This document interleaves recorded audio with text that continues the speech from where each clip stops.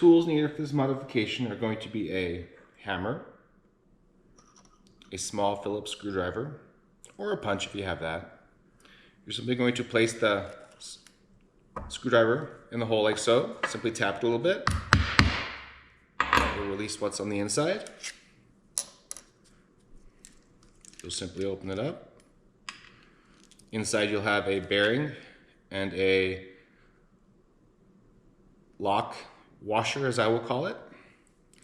You're simply going to take the spring that we sent you in the mail. You're going to place it in the tube here, like so. You're going to add the bearing, like so.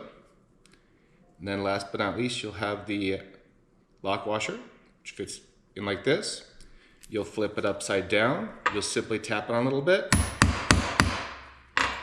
It's now locked in place.